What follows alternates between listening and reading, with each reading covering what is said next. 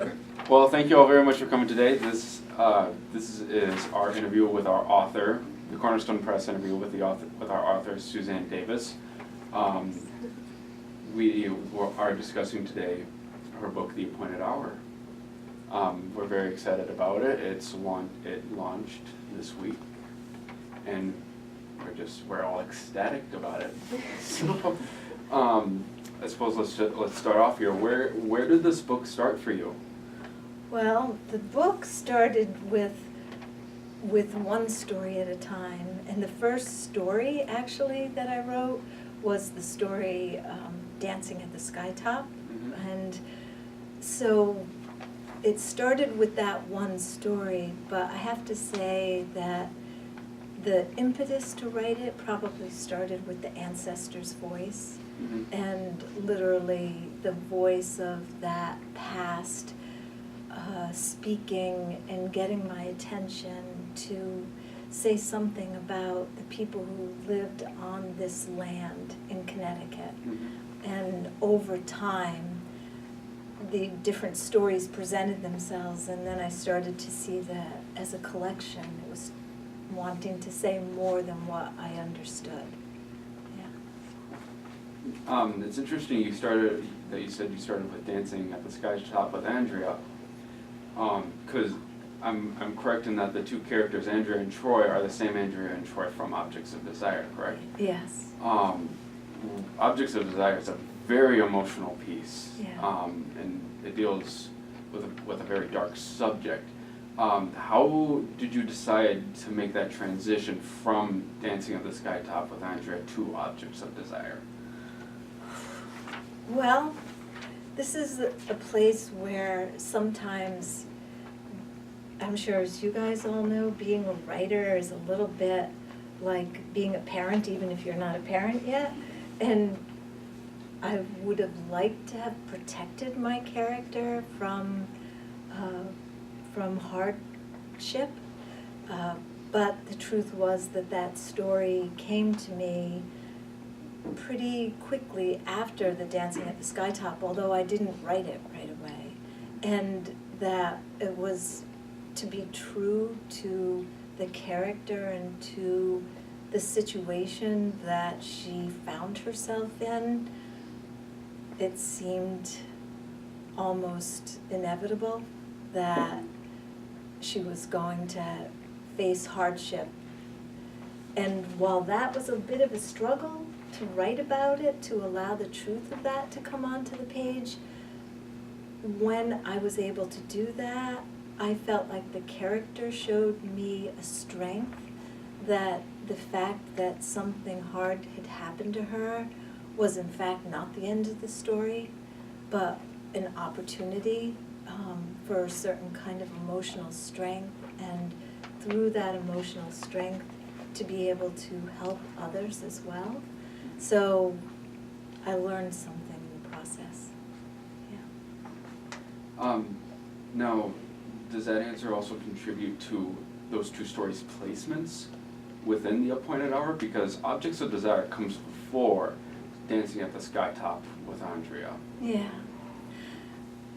Yeah, I guess that's where, as a writer putting a collection together, those are the kinds of things that, as you guys are writing short stories, will think about too, how the larger story that they tell. And for me, I was hoping that by placing Objects of Desire first, that the reader would see the strength of the character and be able to read, how she came to be in that place, both of strength and of what she had gone through. And sometimes then the backstory becomes more interesting. How has your writing process changed as you have worked on this book? I think I can say, I hope I can say, that my ego has taken a back seat. That over time I have realized that it's not about me. That I am perhaps a channel, as we all are, for the stories that find us, that want to come through us, and that when we can take our ego out of the way, then the story can come through more purely. And that as I wrote more and started to see, these people who had come through these various experiences, that it said something about life on the land and how that life is changing in rural America. And it was a much bigger thing than I probably would have been able to see if I had kept my ego in the driver's seat. Because it was important to you to keep up that theme of this is how life in rural America has changed over the years in the appointed hour. I didn't realize it at first because, truthfully, because I grew up on a farm. My dad owns a dairy farm in Connecticut. I come from 6 generations of dairy farmers, people close to the land. That was my first subject matter. And when I was first writing the stories, sometimes I would think that there were other kinds of stories that were more popular. And I thought, wouldn't it be great if I had lived in a city and I could write these sort of more urban stories? But it was not my subject matter. And now I'm so happy I can embrace that. Speak up. Nicole can't hear us. And action. So this process for you, this writing process, does it start with with a specific idea? And then does that lead you down the path of writing a story, or are you thinking about characters or setting? Yeah. For most of the stories in the collection, I guess characters are the first thing that come to me. I'm always interested to see what they're going to do, and I don't always know why they're going to do it. So I guess I would say it's mostly been character, and sometimes, this might sound strange, but I can perhaps hear, one voice or one sentence. I don't want you to think this is, it's a crazy kind of schizophrenia. But that sort of inner voice where you hear.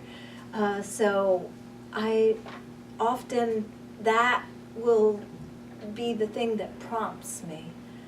And then I have to pay attention. It's that voice of the character themselves that leads you through the process of them becoming who they are. Yeah. Is there a character you're particularly proud of? Well, I guess if I were to use the analogy of parenthood again, I love them all. So to say I'm proud of one over another, I would not want them to hear this part of the conversation. But, when I look at the last story in the collection, Merciful Like the Father, and a lot of the characters get to come back in that story, and I like to think they saved the nun, and I'm happy about that.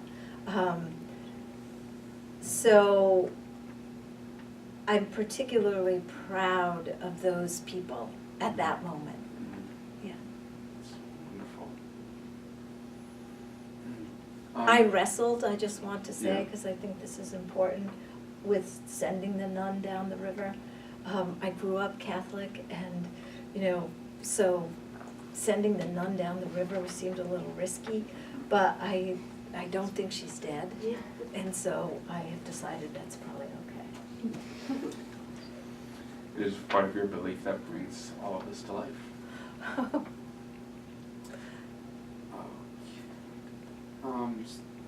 What elements of your life as you grew up had a large impact on your development of a writer?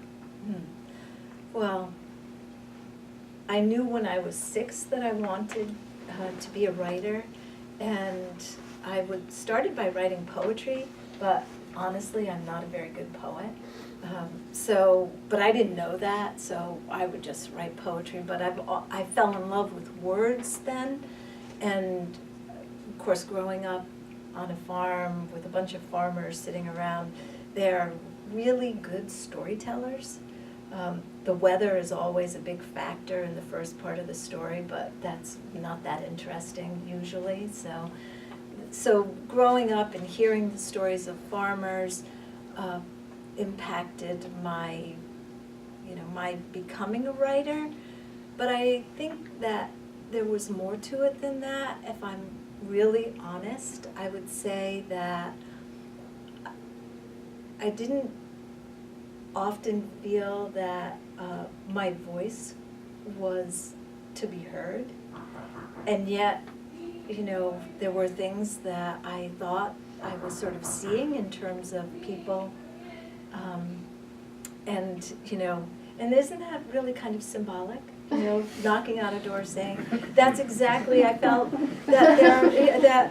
so I just thought there were stories that I wanted to tell.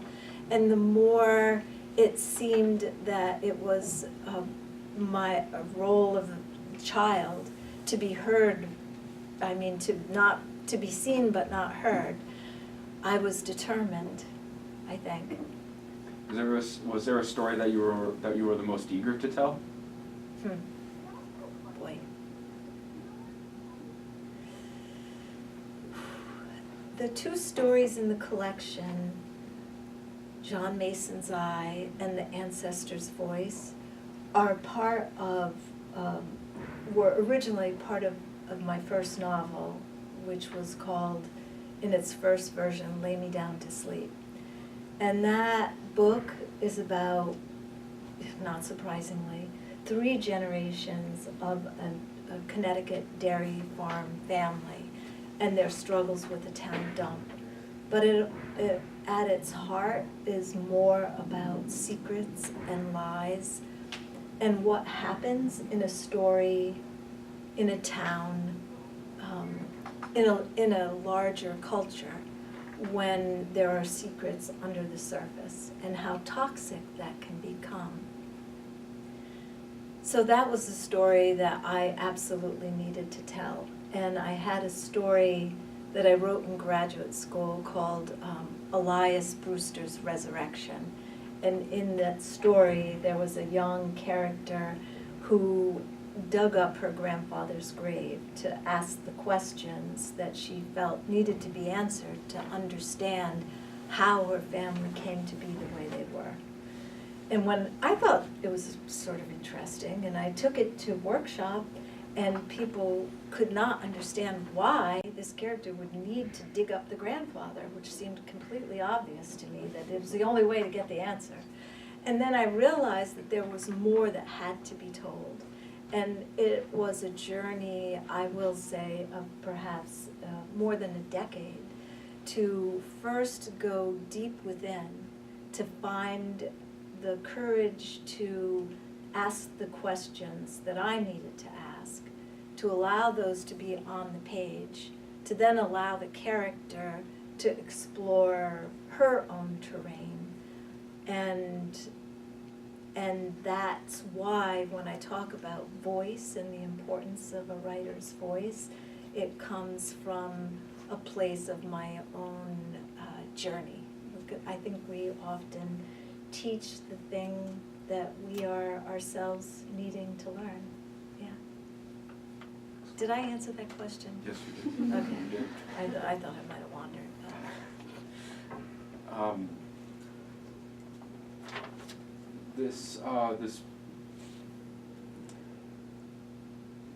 What do you hope those who read The Appointed Hour get from this book? These are really good questions.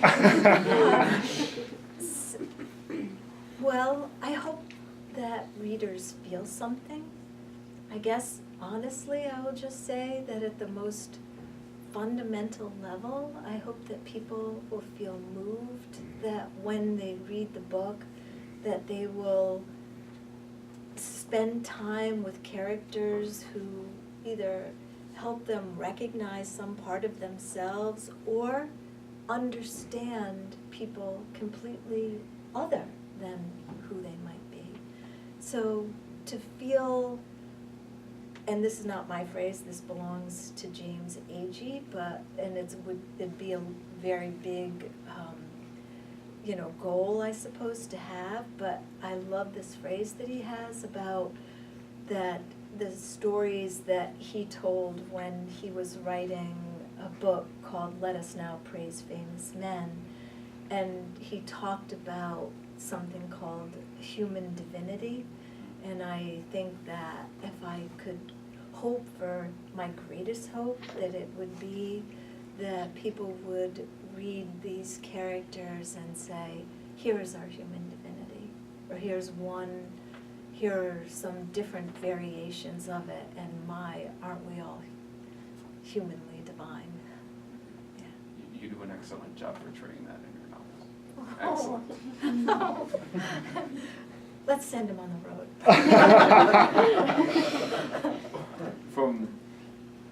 For you, writing this novel, what was the most difficult thing about writing it? I would say that the most difficult thing about writing it was in those long, dark hours where there is no assurance that the book will ever see the light of day. And to just know that for whatever reason that was something deeply held within me, I had to keep writing and to simply believe. And which is why I am so tremendously grateful to the press for giving this book a life and for, helping to fulfill that belief. Yeah. Well, we are very happy we chose your book, and we are very happy with how it's turned out so far. It's wonderful. If you could see yourself down the line, and you are picturing yourself in literary success, what would that look like to you? Yeah. Well, it might be a good thing for all of us if my books do well and we can sell multiple, printings, right? So let's not rule that out. But, honestly, I would have to say that this moment with it being in a room with people who read this book, who chose this book, who made these stories a book. You did this. That this moment is success at its purest level. Yeah, it really is. Great. So the book is a collection of short stories, and in the way it's written, everything is kind of the stories are intertwined with each other, and yet they're still a collection of short stories. Mm-hmm. So what to you are the differences between a collection of short stories and a novel? Yeah. Well, I guess, I'm going to say something, then I'll contradict it, which won't be very useful, but at least it will illuminate the discussion. So I think of a novel as having one primary trajectory that runs, through, that has a plot and an arc that it sends up at its very beginning and doesn't end, and perhaps maybe doesn't even end when the novel ends, because there are open-ended novels that just make us wonder what's going to happen to these characters tomorrow, But still, that one plot, whereas here, there are 12 stories and they have 12 different plots, and characters show up in each other's plots, but they don't necessarily need to all be read, hopefully, in order to understand any one individual story. So having said that, I would then say that Alice Munro, the short story writer, she's a Canadian and she's a fantastic writer, and Alice Munro says that you should be able to pick up a novel and enter it at any point, that reading the chapters of a novel are like entering a house of a room, a room of a house, that you should be able to enter the house from any room and you're still inside the house. So that sort of contradicts what I've just said. So I really don't know, Cameron. I think you'll have to figure it out. That should be our term paper, shouldn't it? That's a perfect thing for Alice Munro to say, because she's probably the greatest contemporary practitioner of short story collections. She really is. She doesn't write novels. I know. She writes short story collections. I know. And so, of course, she said that. Yeah, Because that's her true. market. It's her. That's really it's true. her genre. Yeah. It's her baby, Yeah. right? But it's still good. Yeah. Some of these short stories do take place in the past. Mm-hmm. To what extent did research play into writing these stories, and how did they affect the outcome of them? Yeah, such good questions. Well, for example, when I wrote John Mason's Eye, which is the story where one character gets shot in the eye with an arrow by his brother, and I called an eye doctor to just get some of the logistics, like how would this go? And it probably would have been better if I had like stopped by his office or emailed him, because he was a bit suspicious. He said, may I ask who's calling, and why do you want to know about how much damage an arrow can do into the eye? And I thought, oh, I really need to preface this and give him a little bit of sense. So, research is I love doing research, actually, and I found myself having to restrain myself from writing too many of the nitty-gritty details that were interesting to me as a person, but totally not necessary to the story. And in the last story, Merciful Like the Father, it was a pleasure to do the research about what's happening in one small town and how this town has lost its base of business and what that means to people. And even though it's a microcosm, I did research to get a clearer sense of how this is happening all over the country and what it means for us as a culture. So sometimes it can, if I see it as a finite process, it can be dismaying. But when I take a step back to have the long view, hope comes flooding forward. Yeah. Speaking of hope, if you could talk to your younger self, your younger writing self, This question. and tell them anything, what would you tell them? I would say it's going to be okay. That's the thing I would say.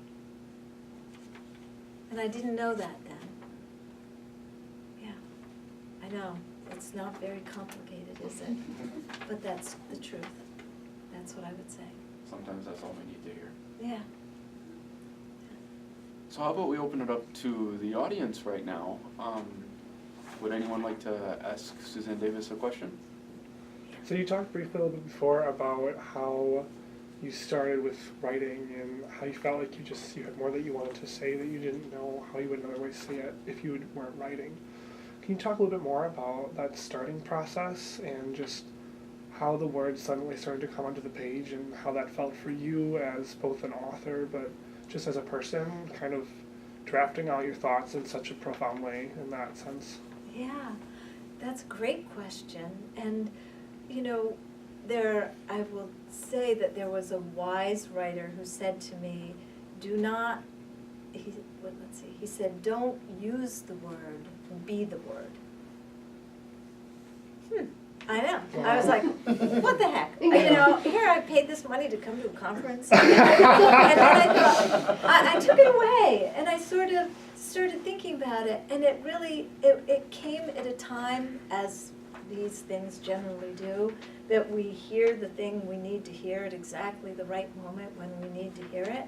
And that was a very important point for me when I was started to surrender more of my ego and to allow the stories to come onto the page in their raw form,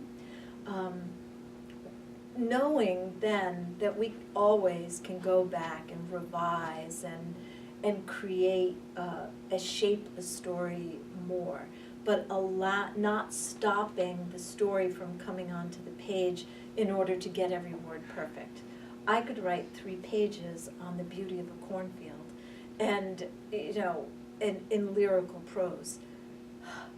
What did it have to do with the story? I mean, maybe a paragraph of it did. So, you know,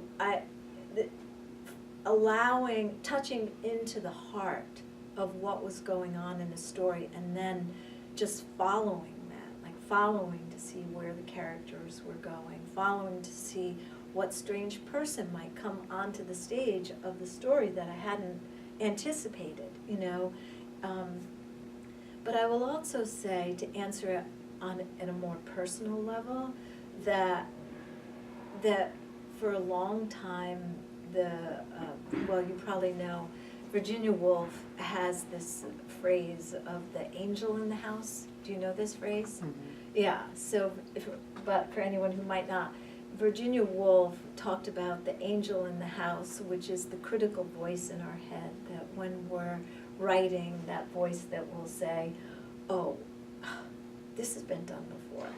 Oh, do you really think people want to hear you say this? Do you think that maybe you could take out that past tense and get, you know, this? And so Virginia Woolf suggested that it's important to beat the angel into submission. Now, you don't kill the angel. It is very important not to kill the angel, because then the angel comes back to help us when it's time to do revising.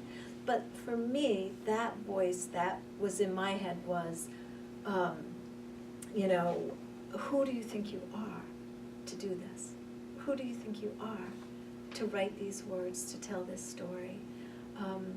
And one of the, you know, in families, we all have sort of messages that we get given. And our families are the wonderful incubation grounds for our lives, and I love my family tremendously. But one of the phrases, and that was certainly true in my family, is, you know, keep your head down and don't think too much of yourself. And it was a way of expressing the value of humility. But the way it was, I sort of internalized it was, don't think too much of what you're doing. And so I had to wrestle with that as my angel, to say, well, perhaps this is what I've been given as my mission, as my gift, is what I have to do in the world. And if that's the case, then I'm just going to do it. And it's not about whether it receives fanfare. It's not about who likes it and who doesn't like it. I just have to say what purely seems like it's coming to me to say. And it helped me tremendously. That and the advice of just be the word. Yeah. Thank you. Oh, you're welcome. Could you talk about your experience with working with a student-staffed publishing house? There are very few of us in the United States, let alone in the world. And I know today, in our conversations, you've been very congratulatory for the effort that the students put in. But in your honest, 20-plus years of professional writing, could you speak a little bit about working with a student-staffed publishing house? I would so love to speak about that, because I will tell you that from the very beginning, this has been a dream of a process. I don't know if you guys realize, and of course this is something that I was going to say a little bit more about tonight, but let's get started here. We can consider it practice.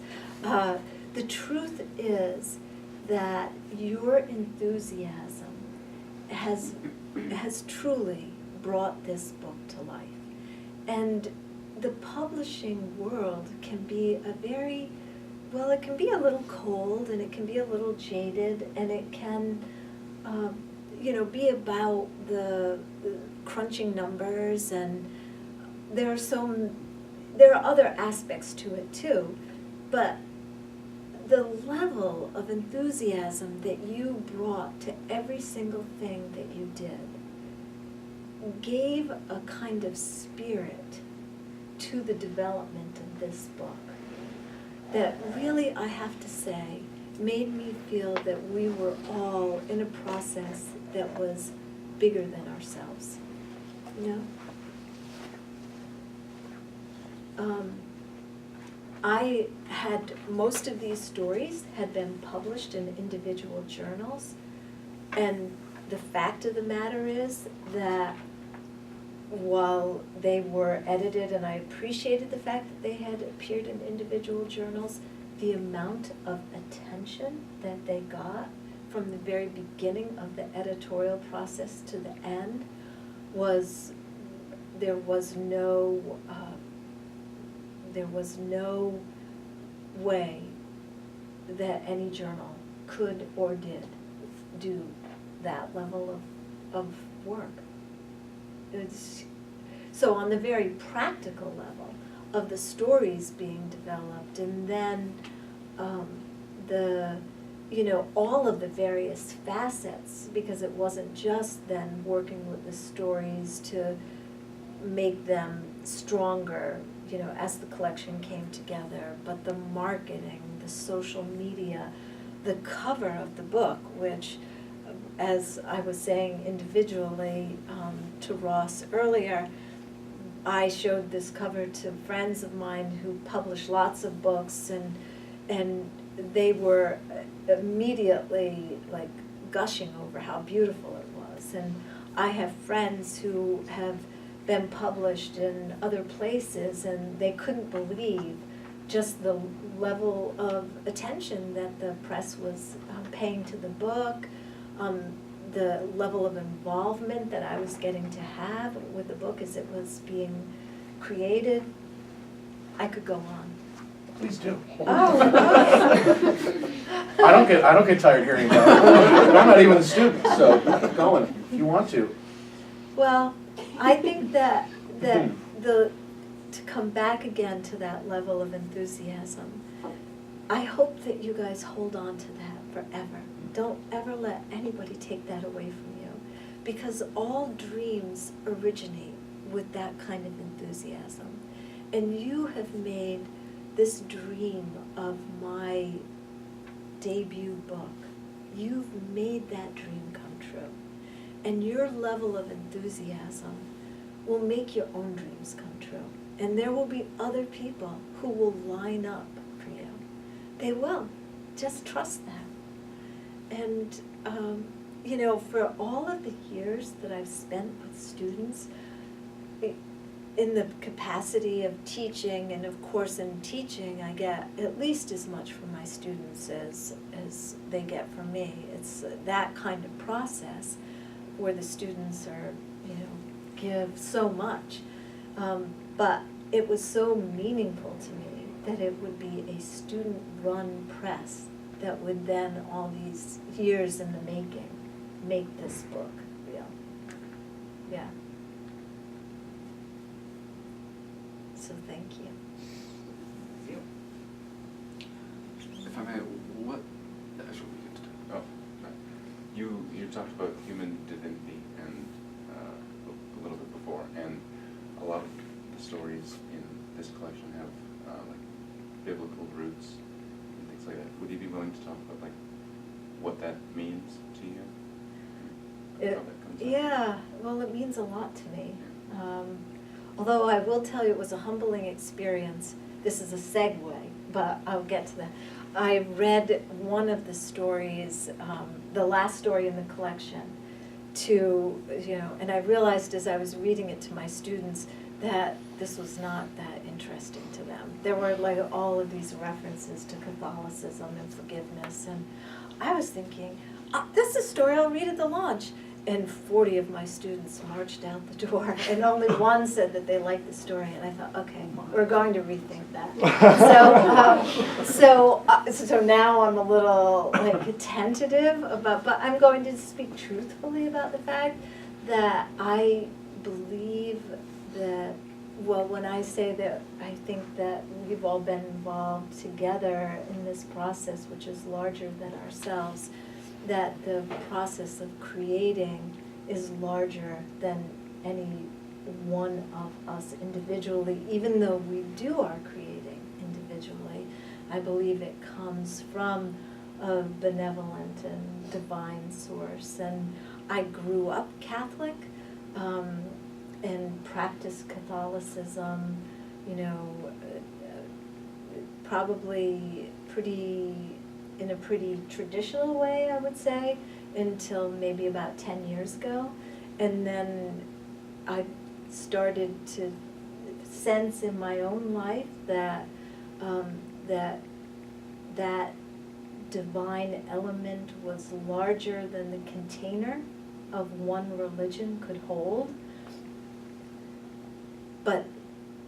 But the institutions, as they reflect various elements of the divine, still hold beauty and value.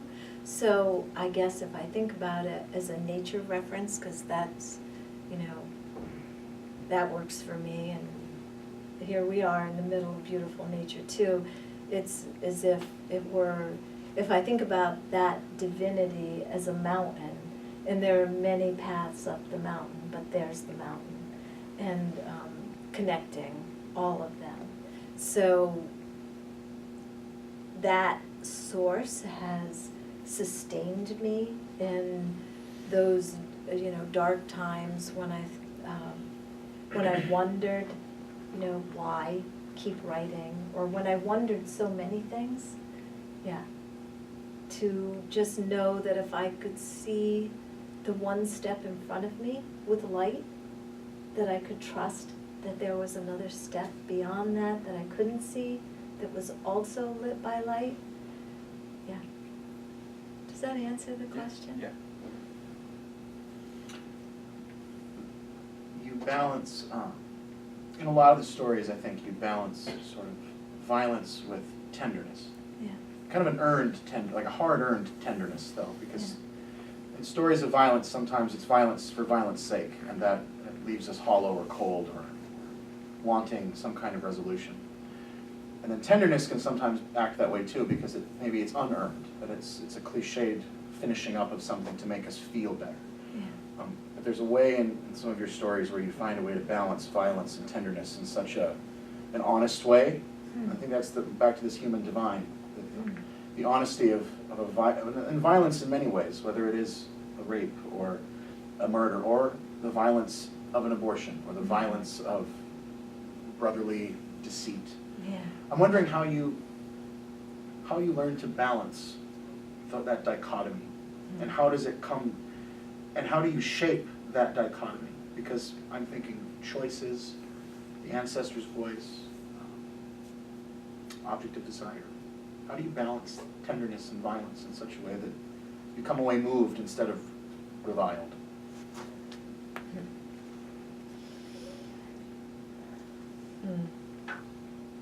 Sorry, I've been thinking about that for 2 days. If I were to write an article about your book, that is where I would start.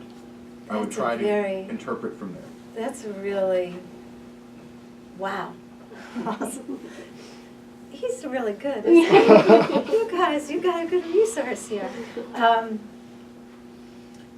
Well, it's probably not a surprise to you guys, having read the book, that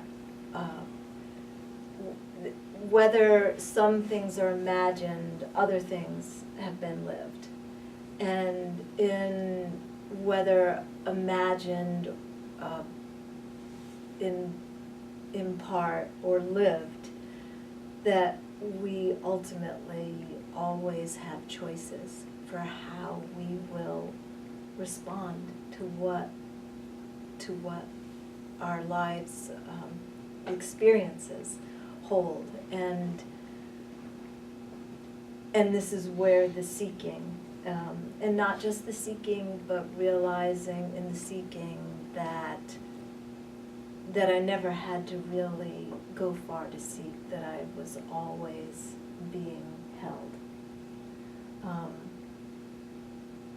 And because honestly, the truth is, if I am truthful about what I have learned, or what I hope that I have learned, is that there is only love. And that the way forward to love is through forgiveness. There isn't any other way. And it's not to say that the things that the violence done is, to be excused at all. And maybe for those of you, I don't know how many people have grown up in environments that have been harsh, or where you've witnessed things, and I would hope for, your tender lives that you would have been protected from those things. But for anyone who has been in an environment where you have experienced or witnessed harsh things happening to the people that you love, you see that there can be a domino effect, and how one person experiences the violence of life, and perhaps is able to, and either reacts to it or responds to it. Because those are our choices, to react or to respond. And so,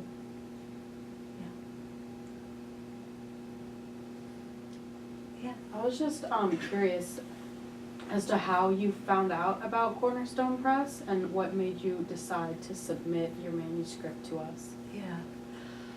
Well, this summer, I decided I was going to try to get the short story manuscript out.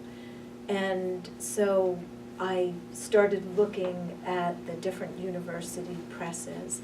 And as soon as I looked at Cornerstone's description, I felt an immediate connection. It's sort of a strange thing, that I just, something about it just felt, that kind of inner gut feeling. And I submitted the manuscript, and then, well, this is where it might get a little woo-woo, but I will say, and then my brother passed away this summer, and it was violent and sudden and tragic. But I have felt that my brother's spirit has been really just very influential in the sort of help of things lining up.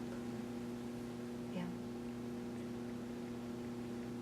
So when the email came, I had just started teaching. It was like the busiest semester I was ever going to have, and trying to come to terms with my brother's death and sort of natural grieving process. And I opened my email, and so when I say miracle, I mean miracle. I jumped off the couch, and so literally started jumping up and down like a pogo stick. And so that's how it happened. Yeah.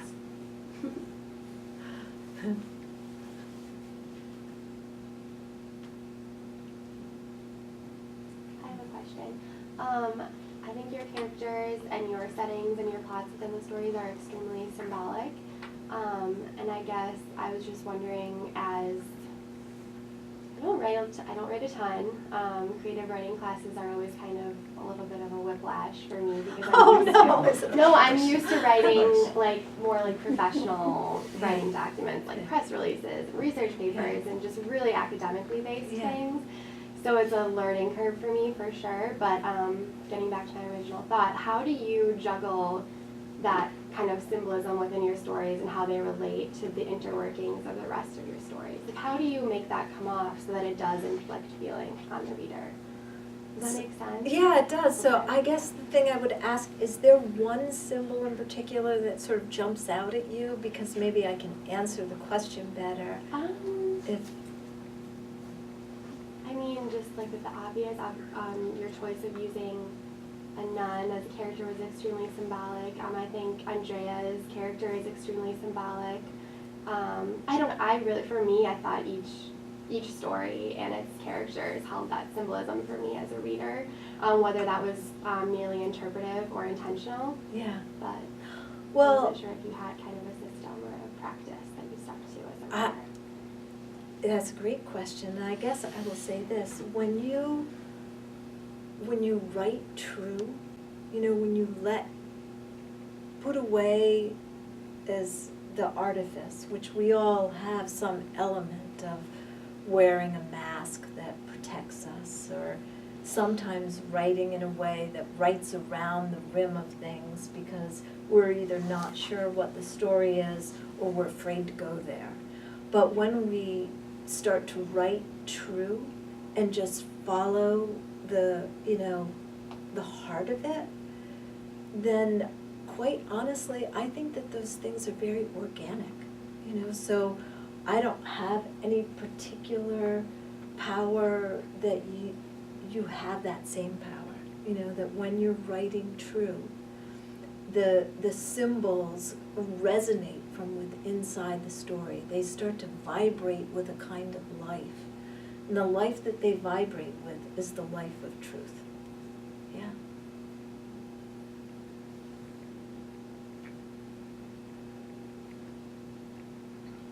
I got one for you. Oh, boy. So when Cornerstone has been kind of going through the process of making it, obviously we've looked at it a lot. Terms were starting to be thrown around like Connecticut-y or northeasterly. I've been saying Connecticut-y a lot. Is this Connecticut-y? To make it Connecticut-y? And obviously, like, your stories are based in and around that kind of area, the Yeah. Pacific Northeast area. Yeah. But when I've been reading through the stories in there, if it wasn't, if the setting wasn't specified like that, I could see that in any town, anywhere. And was that intentional? Did you intentionally make it so that people could really feel it in their own hometown? Because that's where I always picture it now, is every story I picture in my hometown, not in some fantasy place, on the East Coast that I haven't seen before. So was that intentional or not? Oh. Well, first, let me tell you, you're all invited to Connecticut. And if you ever come to Connecticut and you don't let me know and let Rui and I know you're in Connecticut, we'll be very sad. Yeah. So you have open invitations to Connecticut. So then you can see, can take you to the areas. But I will say that I think that what you just said is a tremendous compliment, because if a story has some feeling in it, if it taps into the element of the heart, that it can be transplanted. I did not intentionally make it in a way where I hoped that the reader would do that, but I certainly tried to write in a way that the heart was unveiled, that it was there. So if it had that effect, I'm really glad. Yeah. Is Useless John going to show up in any more stories or novels? And if he does, how much more will we learn about him? I ask because it's kind of like reading a summary of much of my family. And so it was nice to read and be like, oh, hello, family. So where is Useless John for you? Now that Useless John has saved the nun, I feel that there might be more life to him, and I don't know where. Yeah. The ancestor's voice has come back, and in fact, the novel that I mentioned to you guys that I put on the shelf for so many years, I revised that for the agent, and the ancestor had a whole nother part of her story to tell. And so I don't know what else Useless John has to say, but it's funny that you mentioned that, because since he saved the nun, I've been thinking about this. Well, technically Willie saved the nun, but then Useless John did jump in at the end, so it was a group effort, yeah. Cool. It's funny you brought up that the Ancestor's Voice is in another larger project, because to me, the Ancestor's Voice as a story just aches to be expanded. I was thinking Wallace Stegner, Angle of Repose, and his use of letters, and I got so much Willa Cather out of and I hope you find those as compliments. Oh, absolutely. I felt so much, a secondary interest of mine is Willa Cather and My Antonia. Oh. And there's something I about, loved that oh, book. there's something about Ancestor's Voice that just screams Willa Cather. Oh, The interconnectivity of the past and the land and what yeah. it means for us in the present as a reading experience. But I'm wondering, there's a roundabout way of asking, who are your influences? I don't think we caught, sorry, just stole Jake's question. who are your, it's a hard question. Who are your influences and why? Wow. Well, boy, think about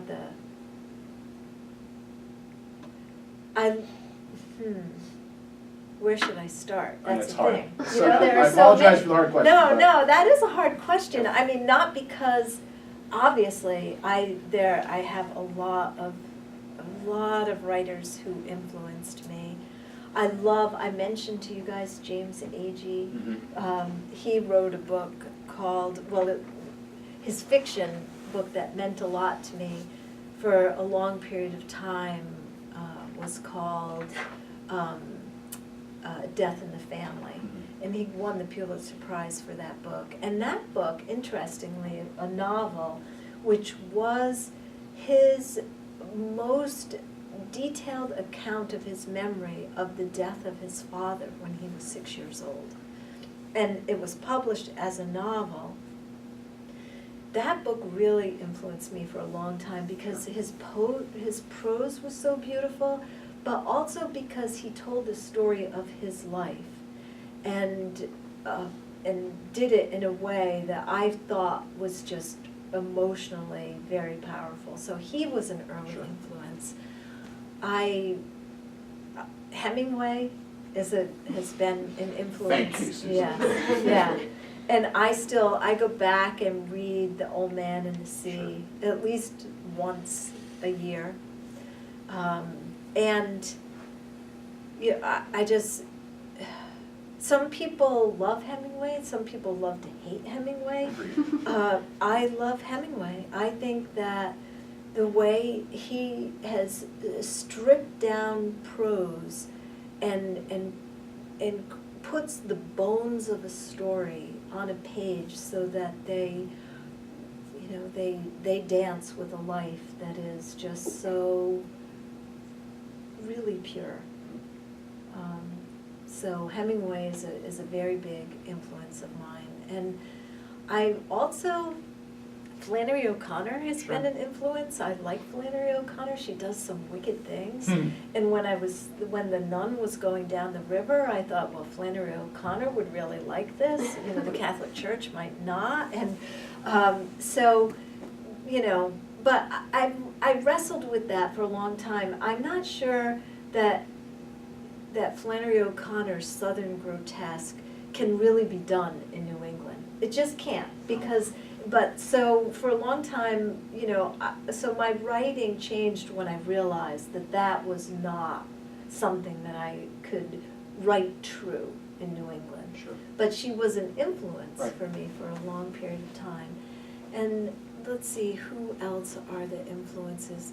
I love Cormac McCarthy's work. I mean, I truly love his work.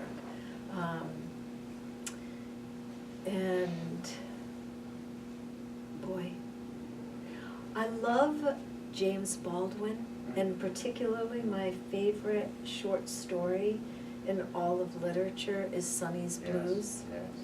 And, when I think about the fact that this is a story set in Harlem about a brother telling the story of his brother who was a very talented jazz musician and also a heroin addict.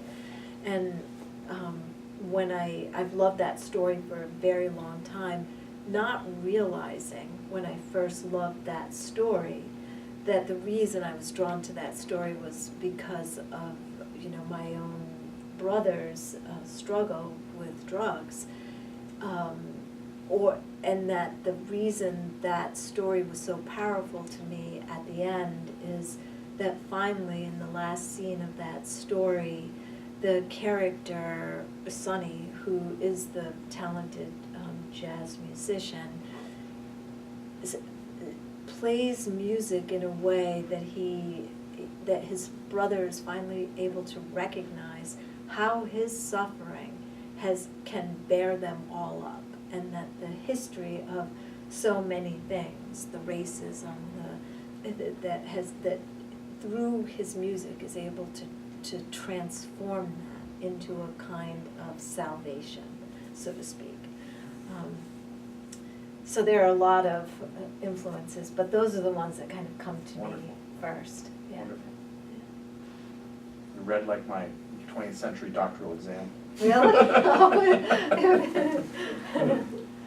It's pretty heavy hitters.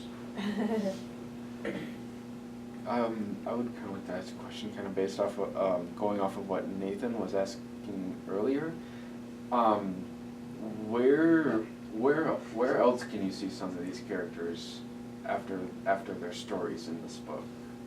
I mean, how do their stories keep continuing to you?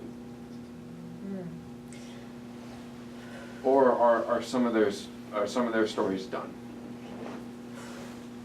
I don't think they would like it if I said they were done. That's like saying they're dead, and hopefully, and I'm not ready to be haunted by them yet. Let's see.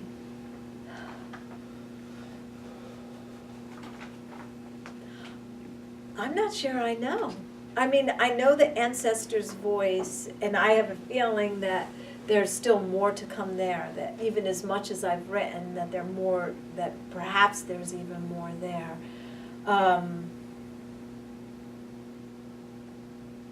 don't know. It's a good question. Another question, you were talking about jazz earlier, which kind of ignited this.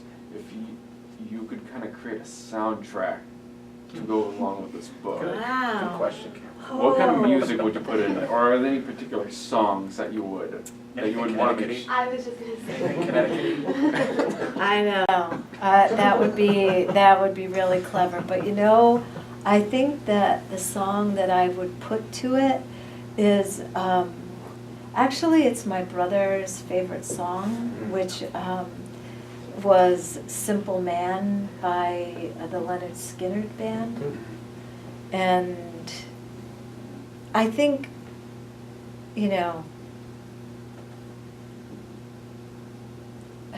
maybe that's sort of an immediate and emotional response, but other than that, what would I say about what music? I don't know. What music would you put to it? Maybe you're Nice. better. Turn it Yeah. around. Yeah, sure, turn it on me. Yeah. Yeah, and I Um, think you could answer it better because I'm too close to it.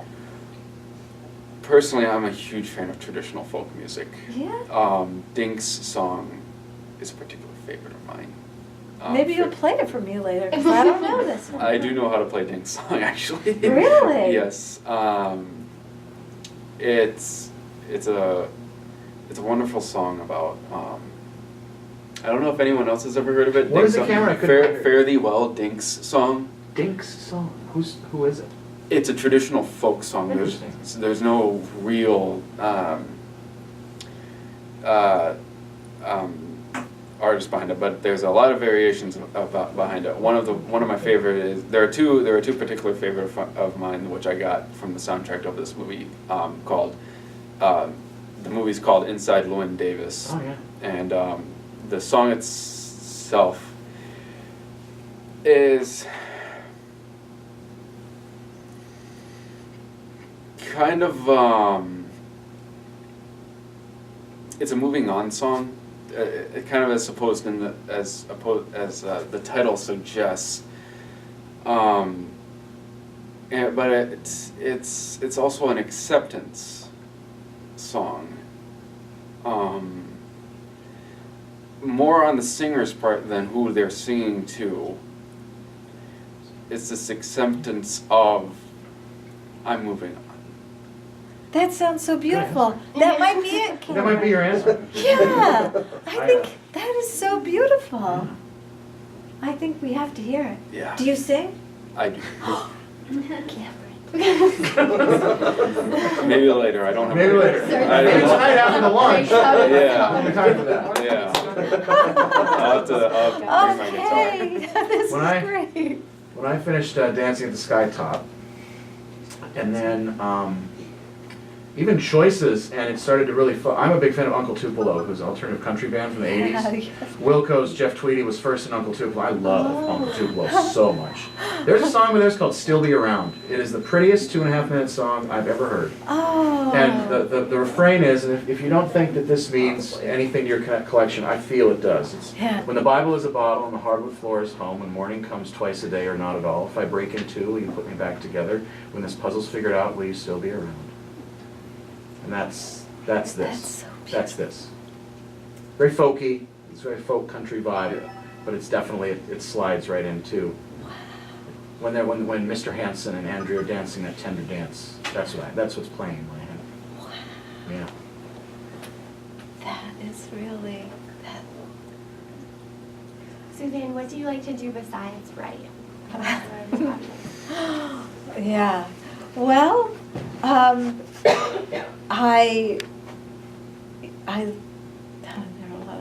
I like to sail, although I don't like it when there's too much wind. Everybody's much more adventurous than I am. So, I mean, I love that. I love being outside. I love to run. I brought my running clothes, but I'm not running. You guys said this is. So, I like,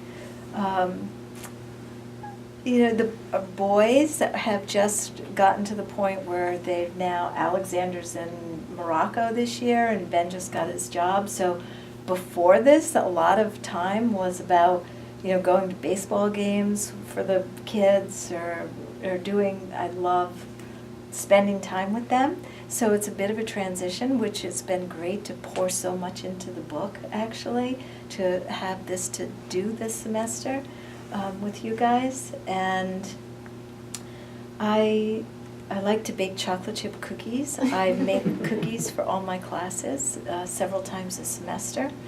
And so that's a hobby. I realized you guys had a cookie. I know, it's just like incredible, these like little synchronicities. I like to have my hands in the dirt. So I have always liked like gardening, and since I can't be on a farm anymore, I mean I could, but my life is not on a farm anymore. So having my hands in the dirt is really important. When I feel like my head is spinning and that I don't have my feet on the ground, if I go put my hands in the dirt, I feel better. Yeah. So those are a few of the things that I like. Yeah. And I love to dance. Not exotic dancing. I just want you to know that is not Do you have a favorite type of music to dance to? No, I like all kinds of music. Like I love rock and roll. I have learned a little bit of ballroom dancing. I actually took ballet lessons as a kid. I don't do ballet anymore. But so I just like to dance. Yeah. Yeah. Good. Yeah, I think that can conclude the Q&A. Thank you Thank all very you. much. You guys, you made that so easy. What an amazing conversation. Thank you so much.